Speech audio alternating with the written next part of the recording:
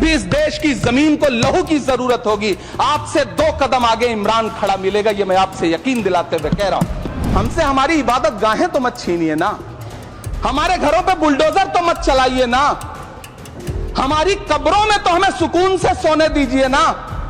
जिल्ले इलाही, जमहूरियत जो है वो नफरत और ठसक से नहीं चलती है, अकड़ से नहीं चलती है, उसमें सबकी हिस्सेदारी जरूरी है। नीतीश कुमार जी हो, चंद्रबाबू नायडू जी हो, चिराग पासवान जी हो, जयंत चौधरी जी हो, देवे गौड़ा जी हो, जीतन राम मांझी जी हो, सबको समझना पड़ेगा कि जब जंगल में आग लगती है तो न वो बरगद बचते हैं जो हवा को आंधी में तब्दील करते हैं, न वो बांस बचते हैं जो आपसी रगड़ से चिंगारी पैदा करते हैं। ये सरकार रात के 3 बजे तक पूरे देश को जगा करके संसद में अपने ही नागरिकों को नीचा दिखाने के लिए वक्फ बिल ला रही थी, तो उधर रात के 1:30 बजे अमेरिका हम पर 26% टैरिफ लगा रहा था। कि चिरागों के सफर में दबदबा हो आंधियों का, तो फिर अंजाम जुल्मत के सिवा कुछ भी नहीं होगा।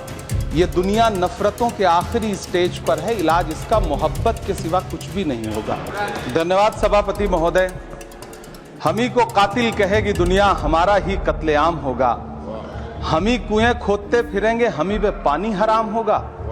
सभापति महोदय, सन 1947 में दिल्ली की जामा मस्जिद की तारीखी सीढ़ियों पर खड़े होकर के भारत रत्न मौलाना अबुल कलाम आजाद साहब ने कहा था कि मुसलमानों कहां जा रहे हो, यह है तुम्हारा मुल्क, यहां तुम्हारे आबाओ अजदाद की कब्रें हैं।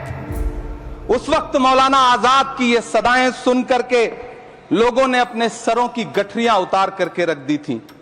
आज उसी दिल्ली में मौजूद देश की संसद में एक बिल आया है जो हमसे उसी जामा मस्जिद की सीढ़ियों के सबूत मांगेगा, जो उन्हीं सीढ़ियों के पास अपनी कब्र में सोए हुए मौलाना आजाद को फिर से कब्र से सदा देनी पड़ेगी कि ये जो कब्र है वो मेरी कब्र है, ये किसी सरकार की जागीर नहीं है। सभापति महोदय, मैं जहां खड़ा हूं इसी संसद भवन के सामने सड़क के उस पार अपनी कब्र में सोए हुए भारत के पूर्व राष्ट्रपति फखरुद्दीन अली अहमद की कब्र है। शायद अब उस कब्र से भी सदाएं आए कि ये कब्र मेरी कब्र है, ये सरकार की जागीर नहीं है।